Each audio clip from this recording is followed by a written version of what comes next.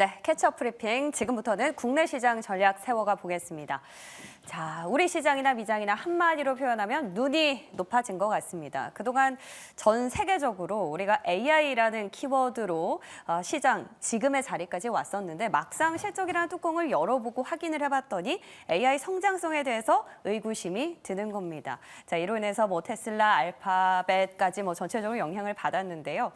자, 오늘 우리 시장도 막상 뚜껑을 열어봤더니 SK 하이닉스 비슷했습니다. 어제 깜짝 실적을 발표했는데도 불구하고 10% 가까이 빠지는 모습.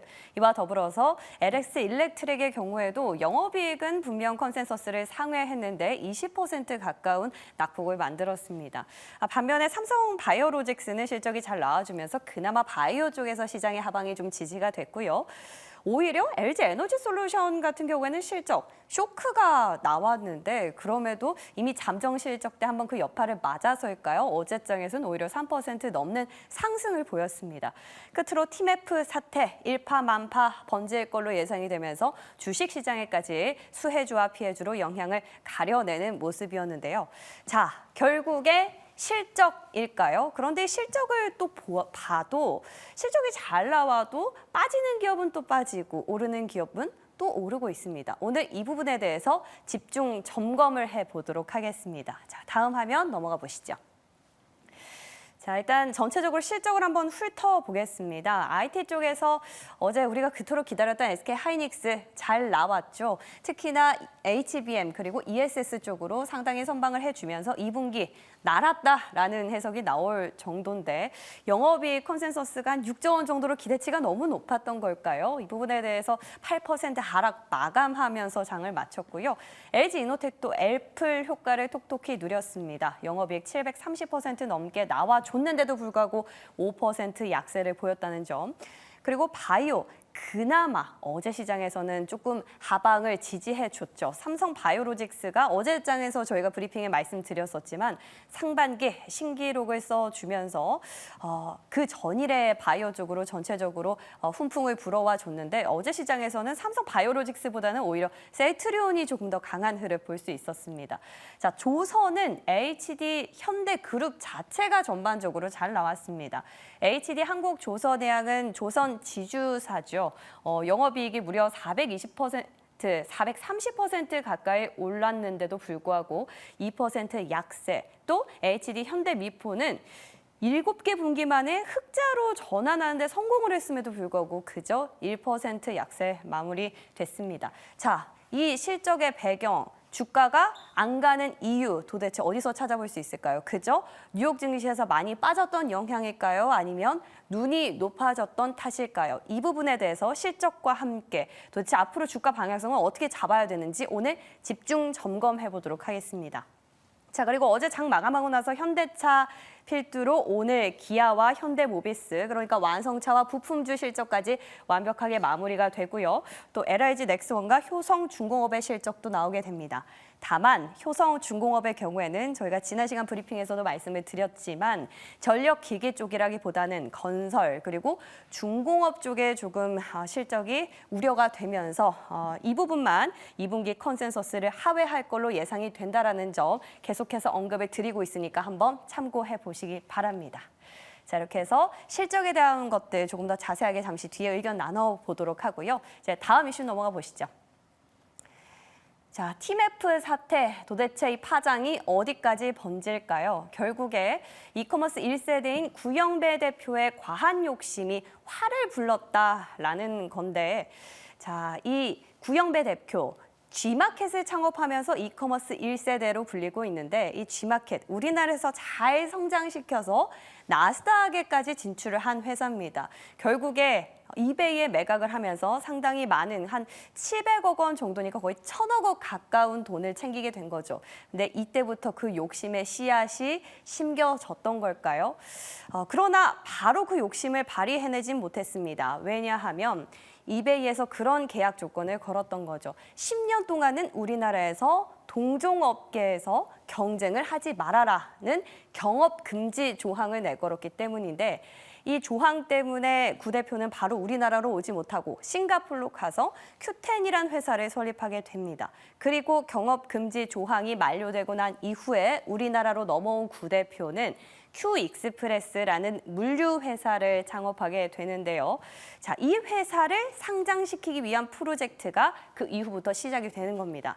자, 헐값에 나온 티몬 인터파크 위메프 그리고 올해는 AK몰의 미국의 위시까지 인수를 하게 되면서 몸집을 키우는데요. 다만 이 기업들이 헐값에 잘 팔렸던 이유 뭘까요? 바로 재무 구조가 안 좋았기 때문인데 이 재무 구조 여파가 결국에 이번에 터진 겁니다. 일단 셀러들에게 판매 대금 정산이 어려울 정도로 돈이 없어서 선 결제하는 상품권을 소비자들에게 팔아서 그 돈을 받아서 대금을 납금을 하려고 했다라는 얘기가 있을 정도로 유동성 확보에 어려움을 겪은 걸로 알려졌는데요. 자, 그러면서 이 악화일로를 치닫던 게 결국에 터지게 된 거죠. 이와 동시에 5월 나스닥 상장을 목표로 했던 큐익스프레스의 상장도 물 건너 간 걸로 보입니다. 자, 그런데 이 티메프 사태 도대체 얼마나 영향이 크냐 하면 지난달에 위메프랑 티몬을 이용했던 이용자 수만 860만 명에 달하고 월간 거래액이 1조 원 정도로 추산이 되고 있습니다. 이로 인해서 정산해야 할 대금만 무려 1조 원에 달한다라는 기사를 조금 전에도 확인을 하고 왔는데요. 자, 사태가 악화일로를 걷자 위메프 대표 어제 기자회견을 긴급하게 열었죠. 오늘 내로, 그러니까 어제죠. 오늘 내로 환불 완료하도록 노력을 하겠다라고 했지만 사실상 이건 좀 어려운 것 같고 더불어서 판매자 같은 경우에도 영세 사업자가 많기 때문에 거래 대금이 없으면 당장 대출을 하게 되고 대출로 인해서 금융권까지 영향을 미칠 것이다라는 우려가 커지고 있습니다. 자, 그러다 보니 주식시장에도 영향을 줄 수밖에 없죠. 여행사 같은 경우에 특히나 선 지출 후 정산의 구조이기 때문에 이 티메프로부터 돈을 받지 못하면 손해가 불가피한 걸로 꼽히면서 가장 대표적인 피해주로 꼽히고 있고요. 야놀자도 Q10에 받지 못한 미수금이 1,700억 원에 달한다라는 걸로 알려지면서 야놀자에 투자한 기업들까지 모조리 약세를 보였습니다. 자, 그리고 결제 대행업체까지 모두 피해주로 꼽히는 반면에 이 티메프에서 빠져나온 이용자들이 네이버로 갈 것이다라는 얘기가 또 나오면서 네이버는 그나마 수혜주로서 부각을 받았습니다. 자, 과연 이 티메프 사태 어디까지 번질 것인지 이에 대한 영향도 잠시 뒤에 점검해 보도록 하죠. 그 밖에 플러스 알파 이슈도 확인해 봅니다. 일단 옐런 재무장관이 해리스가 바이든 정부의 핵심 가치를 잘 이어갈 것이다 라면서 해리스 부통령에 좀 힘을 실어주는 듯한 발언을 해줬고요. 그리고 미국의 2분기 GDP가 나왔는데 예상보다 훨씬 잘 나왔습니다. 고금리에도 소비 지출이 여전히 탄탄한 걸로 알려지면서 7월 달 이제 다음 주에 FOMC가 있는데 깜짝 금리 인하 가능성은 더 낮아졌다라는 시장의 아쉬운 해석이 분분한 상황이고요. 끝으로 오픈 AI에서 자체 검색 엔진을 발표하면서 구글이 또 어제 이어서 오늘까지 3% 넘는 급락세를 보였다는 점까지 짚어드립니다. 자, 그럼 이제 저는 같이 실적에 대한 것들 그리고 주가 흐름에 대한 내용들 집중 점검하러 가보겠습니다.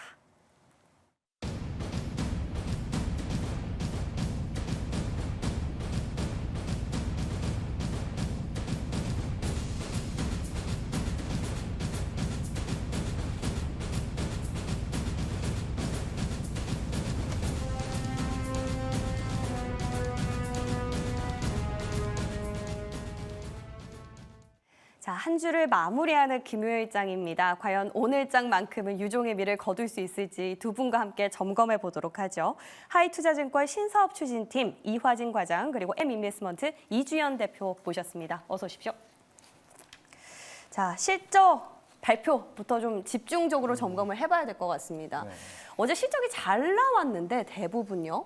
근데 주가가 너무 많이 빠졌어요. 과하다 싶을 정도였는데 이게 그저 뉴욕 증시 여파인 건지 아니면 그동안 기대치가 너무 높았던 걸지가 궁금한데 SK 하이닉스부터 좀 점검을 해주신다면요? 네, SK 하이닉스 실적 물론 컨센 자체가 5조 2천억이었는데 5조 4천억이 나왔죠. 근데 이게 사실은 시장에서 기대했던 전망치보다는 조금 낮은 수준입니다. 물론 그 전날에는 7조까지 예상했던 시장에서 얘기도 나왔었고, 네, 저는 6조까지밖에 못 들었어요. 보수적으로 6조까지만 나와도 충분하다고 생각을 했는데 물론 오늘 여러 리포트가 나왔고 내년에 좀 이익 전망치가 조금 하향되는 이제 모습을 좀 했던 것 같습니다. 어떻게 보면은 우리가 SK하이닉스가 한 3월 20일쯤에 HBM3E 8단 반도체를 양산을 시작을 했고 어떻게 보면 이번 2분기에 HBM 쪽에 대한 실적에 대한 기대감이 훨씬 더 좀 컸던 부분이 좀 없지 않아 있었을까 좀 생각을 했던 것 같습니다. 그러면서 생각보다 HBM 쪽 물론 80% 전년 대비 전분기 대비 80% 성장을 하긴 했지만은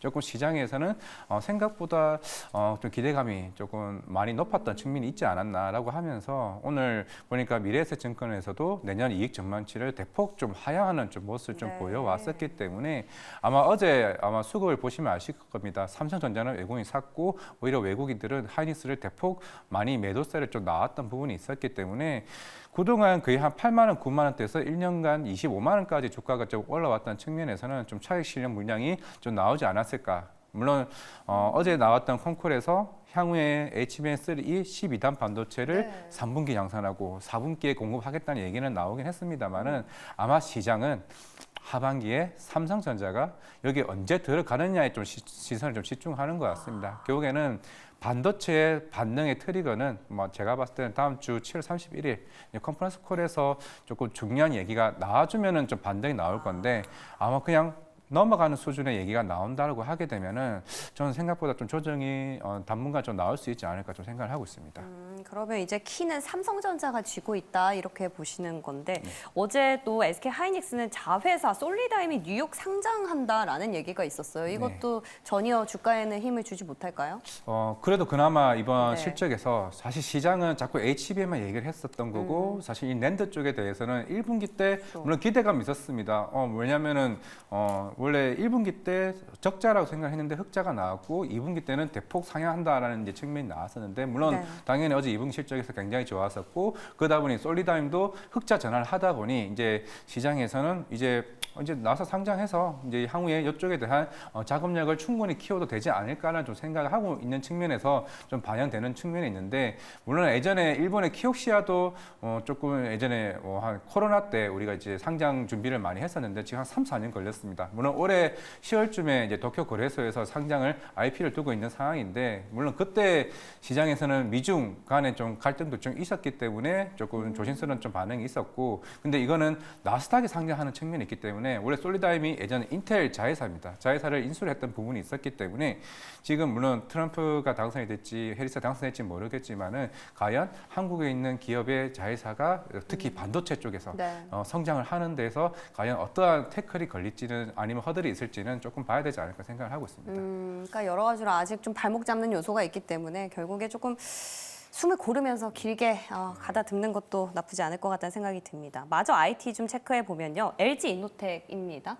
LG이노텍도 실적이 잘 나왔는데 애플 효과라고 했는데 막상 열어보니까 중국에서는 아이폰 할인이 판매되고 있었는데도 불구하고 출하량 자체는 좀 낮아졌더라고요. 이 여파일까요?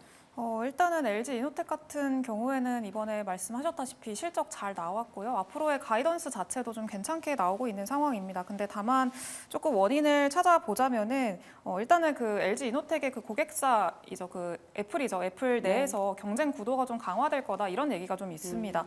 그래서 이제 카메라 모듈 쪽에서 이제 코엘도 그렇고 써니옵티컬도 그렇고 그래서 지금 최근에 이 코엘 같은 경우에는 기존에는 전면만 담당을 하다가 이제는 좀 후면으로도 좀 유입을 하고 있는 상황인데 후면 카메라 모듈 쪽에서의 점유율 자체가 굉장히 늘어나고 있다라는 그런 얘기들이 나오고 있습니다. 그리고 뭐 써니옵티컬도 마찬가지로 지금은 뭐 맥북 카메라 쪽만 담당을 하고 있는데 어쨌든 후면 카메라 쪽도 이제는 좀 욕심을 부릴 거다라는 얘기들 나오고 있는 상황이고요. 그래서 기존에 좀 그 LG이노텍이 가지고 있던 점유율 자체가 좀 하향 조정이 될 거다 이런 얘기들도 나오고 있고 그런 우려들이 지금 시장에서 좀 반영이 되고 있는 상황이라고 보시면 좋을 것 같습니다. 그래서 일단 경쟁이 심화가 되면은 당연히 수익성 측면에서도 우려가 될 수밖에 없는 상황이기 때문에 그런 점들이 반영이 됐다라고 보시면 좋을 것 같고요. 그리고 일단은 워낙에 시장 분위기 자체가 좀 안 좋다 보니까 요즘에는 좀 이 호실적을 발표를 하면은 오히려 새로운 재료로 좀 작용을 하는 것 같습니다. 그래서 일단은 이 안정화가 어느 정도 좀 이루어져야지 시장에서는 어느 정도 이런 실적에 대한 기대감이라던가 이런 것들 좀 반영을 할 거라고 생각을 하고 있고요. 특히나 이제 어제 우리나라의 GDP 성장률이 또 발표가 됐는데 역성장을 했습니다. 전분기 대비 대비해서 일단 어제 미국 증시에서는 뭐 GDP 미국의 그 GDP 같은 경우는 괜찮게 나왔는데 우리나라는 오히려 역성장을 하고 있고 이런 것들이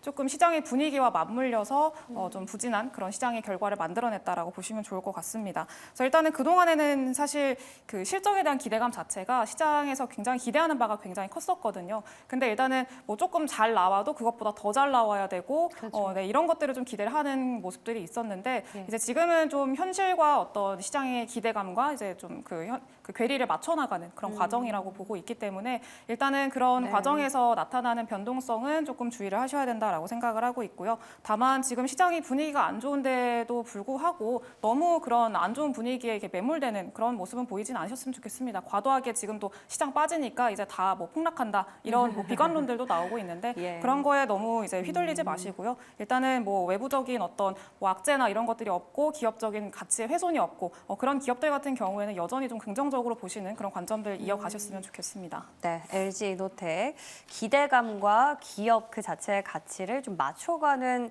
수순이다라는 점검입니다. 자, 근데 말씀해 주셨지만 이제 시장이 워낙 불안하다 보니까 호실적이 나와도 세론으로 반응을 한다 해주셨는데 그에 유일하게 예외되는 업종이 바이오가 아닐까 저는 이런 생각이 들었거든요. 물론 뭐 삼성 바이오로직스 실적이 발표가 되고 어제 첫 거래일이긴 했습니다만 마지막은 안 좋았으나 처음은 좋았거든요. 그리고 마지막까지 좋았던 건 셀트리온이라는 측면에서 그러면은 삼성 바이오로직스에서 이제 셀트리온으로 좀 넘어가는 건가라는 생각도 들고요. 아마 바이오는 하반기 때 전체적인 모멘텀은 좀 크게 부각될 것이라 보이고 있고 이번 삼성 바이오로직스 2분기 실적을 뜯어보게 되면 물론 이제 송도 4공장이 이제 완공이 되면서 거기서 나온 캐파에 따른 실적이 이번에 부각되면서 굉장히 좋아지고 있고 이게 올해 한 11월쯤에 이제 미중 생물보안법이 통과되게 되면은 당연히 삼성 바이오로직스, ST팜, 바이넥스는 수혜를 입을 것으로 보이고 있습니다. 거기다가 바이오 시밀러 쪽 이제 자회사인 이제 삼성 에피스 쪽에 대해서 마일스톤이 먼저 지급받게 되면서 사실 뭐 셀트리온도 이제 바이오 시밀러로 이제 북미 시장에 본격적으로 매출을 기대하는 부분이 있었기 때문에 아마 어제 그런 측면에서 결국에는 이제 우리나라 바이오 시밀러 뭐 해리스가 되든 뭐 트럼프 후보가 되든 결국에는 약간에 대한 긍정적인 모멘텀을 갈 수 있다고 생각을 하고 있기 때문에 물론 이번 진펜트라 매출이 뭐 그렇게 뭐 대폭 상승된다기보다는 이제 하반기 때부터 본격적으로 성장하는 이제 초입 단계를 좀 생각을 하고 있기 때문에 결국에는 이런 환경 자체가 나쁘지는 않다라고 생각을 하고 있기 때문에 뭐 셀트리온, 삼성 바이오로직스 뭐 사실 이런 바이오 시밀러나 CDMO는 이제부터 실적이 어느 정도 나오게 된다라고 하게 되면 분위기는 충분히 나쁘지 않게 나올 수 있고 뭐 바이오테크 업체들도 여러 기술 이전이나 FDA 승인 이슈들이 워낙 이제 많이 남은 측면이 있기 때문에 저는 일단 바이오 섹터는 하반기 주도 섹터 중에 하나라고 좀 생각을 하고 있습니다. 미국 대선 공통 수혜이기도 하지만 셀트리온의 경우에는 미국 매출이 없던 게 진펜트라가 이제 나오게 되는 거니까 그 부분에 대해서 시장이 또 새로운 것에 관심을 갖는 측면이 어제는 컸던 것 같습니다. 자, HD 그룹주는 전 이주연 대표님 좋아하시잖아요. 그래서 꼭 여쭤보고 싶었습니다. 지난번 저희가 시간에 여쭤봤을 때도 조선주 가운데서 HD 현대중공업을 관심주로 꼽아주신 것 같은데 어제 말씀하신 대로 실적이 잘 나왔어요. 근데 실적은 잘 나왔는데 주가는 뭐 그렇게까지 잘 나온 것 같진 않아요. 전력기기 잘 나왔을 때는 잘 나왔잖아요. 네, 근데 일단은 뭐 전체적인 앞서서도 말씀을 드렸다시피 분위기 자체가 일단은 호실적이 나오면은 좀 팔고 보자라는 그런 분위기가 일단 형성이 돼 있는 상황이고 그리고 이제 실적이 잘 나오는 종목들 대부분 보시면 아시겠지만 고가입니다. 주가 자체가 그동안의 기대감을 많이 반영을 해서 상승이 나왔던 종목들이 대부분이고 이제 좀 물린 사람들이 없잖아요. 고가라는 거는. 네, 그렇기 때문에 일단은 시장 상황이 좀 불안하다, 변동성이 확대가 될 것 같다라고 생각이 들면은 차익 실현을 좀 하려는 그런 움직임들이 나타나기 마련이고요. 그래서 일단은 이 조선주들도 보시게 되면 이번에 대부분의 종목들이 다 어닝 서프라이즈가 나왔습니다. 그래서 지금 최근까지 어떤 주가의 상승률이 좀 이해가 되는 부분이라고 생각을 하시면 좋을 것 같고 앞서서도 말씀을 드렸다시피 이런 분위기 자체는 그래도 어느 정도 좀 지속이 될 걸로 예상을 하고 있고 조선 업종에 대한 어떤 사이클 자체는 앞으로도 좀 기대를 해볼 수 있을 만한 그런 상황들이 있기 때문에 뭐 일단은 단기적으로 봤을 때는 조금 이제 눌림이 나올 수 있다라고는 하더라도 추가적인 안정적인 시세는 계속해서 좀 노려봐도 좋지 않을까라고 생각을 하고 있습니다. 네, 그러면 오히려 지금같이 빠질 때는 매수 타이밍으로 봐도 괜찮다라는 게 조선주네요. 네. LG 이노텍은 조금 다른 결이죠. LG 이노텍은 조금 다르기는 합니다. 조금 더 지켜볼 필요는 있는데 그래도 네. 저는 뭐 긍정적으로 보고 있습니다. 길게 봤을 네. 때도 하반기 또 애플 신작에 대한 신작이라 할까요? 신폰? 에 대한 기대감이 있죠. 야, 좋습니다. 자, 이렇게 해서 실적 발표된 기업들 주가 어제 왜 이랬는지 한번 점검을 해봤고요. 그리고 오늘 실적 발표를 앞두고 있는 기업들이 있죠. 어제 현대차를 필두로 기아랑 또 모비스까지 발표가 되고 LIG 넥스원, 와 하나 에어로스페이스 차트 보고 깜짝 놀랐는데 LIG 넥스원도 그래서 궁금하고 효성중공업은 걱정이 됩니다. 뭐 여러 가지 시간만 있었으면 다 여쭤보고 싶었는데 자 일단 화진 과장님. 네. 이 중에서 어떤 기업에 가장 기대가 되세요? 방산 쪽은 이제 2분기 실적을 기대감이 좀 크다라 좀 볼 수 있는데 물론 그 중에서 하나 에어로스페이스가 우리는 1분기 때 오니 쇼크임에도 불구하고 주가 아까 얘기하신 것처럼 계속 꾸준히 우상향을 해왔습니다. 왜냐하면은 기존에 이제 흔히 뭐 방산 같은 경우가 실적이 계속 우상향하는 흐름이 아니라 수출을 하게 되면은 당연히 그 나라에서 뭐 컬 테스트를 하겠죠. 이게 잘 만들어졌나? 컬 테스트. 이게 흔히 우리 오케이 우리 살게 그때 해야 이제 매출이 인식이 됩니다. 그게 한 달 될 수가 있고 2달 될 수가 있기 때문에 결국 실적 자체가 이연이 되고 뭐 우리가 흔히 1분기 어닝 쇼크라고 하지만은 그게 실적이 꺾인 게 아니라 이게 이연돼서 이번 2분기에 실적이 나오기 때문에 하나 에어로스페이스도 마찬가지고 현대롭텐도 최근에 월요일쯤에 KB증권에서도 이제 역대 최고 실적이 좀 기대하는 측면이 있다라고 생각을 하고 있는데 네. 아마 이번 보통 방산주들 같은 경우는 뭐 실적 끝나고 컨퍼런스 콜 당연히 할 거고 여기서 결국에는 향후에 뭐 폴란드 향이나 아니면은 루마니아 관련된 뭐 언제쯤 계약을 할 거다. 이거는 사실 어느 정도 스케줄이 있기 때문에 이거 뭐 비공개 정보도 아닙니다. 그러다 보니까 9월달에 폴란드 2차 계약 앞으로 두고 있는 현대로템의 뭐 이런 이슈도 있고 그리고 루마니아 향 그리고 슬로바키아 향까지 계속 얘기가 나오고 있기 때문에 지금 여기다가 우리 평화회담 이슈 나오고 있죠. 젤렌스키 대통령 11월 달에. 만약에 여기서 지금 푸틴, 이제 러시아 쪽에서도 조건부가 어느 정도 지금 굉장히 무르익고 있습니다. 그럼 방산주가 끝나느냐? 아닙니다. 결국에는 전쟁이 끝나고 났을 때 우리가 한 70년 역사 동안 전쟁이 끝나고 났을 때 국방비가 훨씬 더 많이 증액이 되고 우리 다음 전쟁에 우리는 안 날 수 있게 빨리 이거를 세팅을 해야지라고 하고 있기 때문에 결국 GDP 2% 이상에서 그거는 국방비를 증액할 가능성이 굉장히 높다. 만약에 트럼프가 당선이 되게 되면은 트럼프는 나토 국가들에게 엄청난 압박을 줄 가능성이 있기 때문에 방산주는 저는 충분히 모멘텀이 좀 남아 있지 않을까. 특히 유럽향 그리고 LIG 넥스원 같은 경우는 만약 오늘 실적 발표가 뭐 좋게 나올 수도 있고 안 좋게 나올 수도 있겠지만은 지금 비궁이 북미 쪽에 지금 테스트가 통과됐습니다. 우리나라 처음으로 결국에는 천조국이죠. 방산 국방비가 1,000조가 넘는 국가에다가 수출하는 최초의 일이 나오게 되면은 LIG 넥스원도 분위기가 충분히 반전될 수 있다 생각을 하고 있습니다. LIG 넥스원 하반기 비궁 미국 네. 수출 계약에 대한 기대감이 있고 들어보니까 하나 에어로스페이스는 1분기 안 좋았기 때문에 네. 2분기 기대감으로 지금까지 많이 간 것 같다라는 생각도 드네요. 자, 우리 이주연 대표님은 오늘 실적 발표되는 기업 중에 뭐가 제일 궁금하세요? 일단은 신한지주라는 종목을 좀 보고 있는데 네. 일단은 최근에 밸류업 관련해서 굉장히 좀 기대감을 많이 받았던 그런 종목 중에 하나입니다. 근데 일단은 신한지주 같은 경우에는 주주 환원에 대한 기대감이 좀 여전히 지속되고 있는 그런 기업이고요. 그리고 이번 2분기 실적 같은 경우에는 뭐 크게 뭐 시장에서 벗어나는 것 없이 시장의 전망치와 그냥 어느 정도 부합하게 나타날 걸로 일단 예상을 하고 있습니다. 근데 일단은 3분기에 대한 기대감이 현재 있는 상황이라고 보시면 좋을 것 같은데 이제 3분기까지 지금 현재까지 발표를 한 걸로 보면은 4,500억 정도의 자사주 매입 소각을 발표를 이미 해놨고요. 3분기 실적 발표 이후에는 한 3,000억 정도의 추가적인 자사주 매입 소각을 좀 발표할 걸로 현재 예상을 하고 있습니다. 그래서 일단 지속적으로 이렇게 주주 환원에 대한 이야기들이 나온다는 거는 굉장히 긍정적인 내용이라고 생각을 하고 있고요. 그리고 신한지주 같은 경우에는 최근에 좀 시장에서 리스크로 많이 부각이 되고 있는 부동산 PF 관련해가지고 이 추가 충당금 적립 규모 자체가 상대적으로 적은 편입니다. 그래서 그런 점들도 좀 긍정적인 내용으로 볼 수가 있기 때문에 그런 것들에 좀 초점을 맞춰 보시면서 보시면 좋을 것 같습니다. 금융주의 대장은 KB금융이었는데 이 바통을 넘겨받은 신한지주죠. 이미 자리를 보고 좀 놀라긴 했는데 그래도 좀 길게 보신다라는 측면에서 밸류업 측면 신한지주 꼽아주셨습니다. 자, 이제 Q10으로 넘어가 봅니다. 와, 이거 혹시 두 분 중에 위메프나 티몬 가신 거 있으세요? 없으시죠? 네, 없습니다. 다행입니다. 근데 피해자가 말씀 안 하시는 거 보니까 있으신 것 같아요. 가끔 팀원 거래하기도 합니다. 티몬은 진짜 생각보다 이용하시는 분들이 굉장히 많다고 들었는데 와 이거 시장 여파 어디까지 갈까요? 일단은 물론 유통 주식을 좀 이걸 예외를 두더라도 이제 유통사나 이제 여행사 쪽은 좀 타격이 사실 크죠. 워낙 많은 이제 셀러들이 있고 거기에 따른 이제 미정상금이 굉장히 크다 보니까 타격이 있는 회사들도 굉장히 많을 거고 결국은 디폴트 이슈도 충분히 저는 잇따라 줄 생각을 하고 있기 때문에 물론 이게 정부에서도 빠르게 조금 물론 어제도 금감원이나 이쪽에서도 일단은 점검이 현장 점검이 좀 들어간 상황이기 때문에 네. 물론 수혜다 물론 어제 S24나 동방 같은 경우도 이틀 전부터 주가적인 측면에서 움직이긴 했습니다만은 지금 이 회사들의 연간 거래액 티몬이나 미메프 그리고 인터파크 같은 경우 한 7조 정도 거래가 됩니다.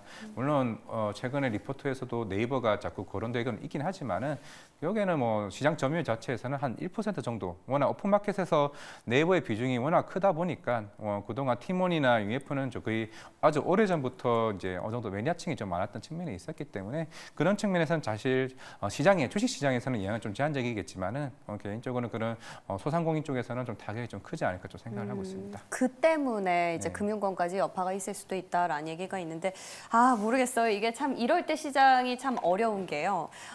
사태가 좀 커지고 있기 때문에 수혜주 피해주를 가리는 게 맞나라는 생각이 드는데 그래도 또 접근을 또 안 해볼 수는 없을 것 같아요. 네, 맞습니다. 그래서 일단은 조금 최근에 얘기가 많이 나오고 있는 게 Q10 관련해서 가장 크게 반사 수혜를 받을 수 있을 만한 기업이 이제 네이버다라는 네. 얘기가 나오고 있습니다.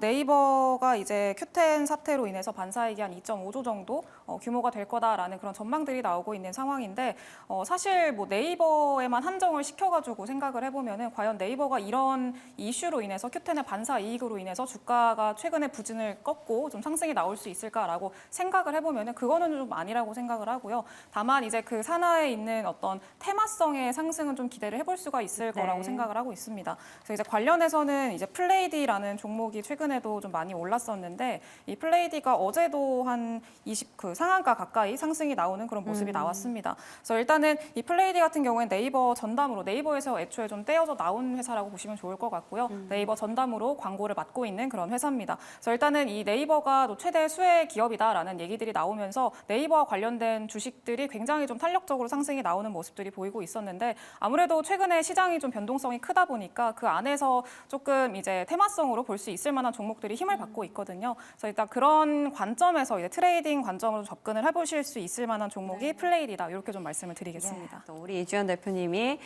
우리 시청자분들 위해서 트레이딩 관점에서 또 그 어렵게 한 종목을 골라주셨네요. 좋습니다. 오늘 시장 두 분의 말씀에 힘입어서 좀 잘 가주길 바라면서 여기서 인사드릴게요. 고맙습니다.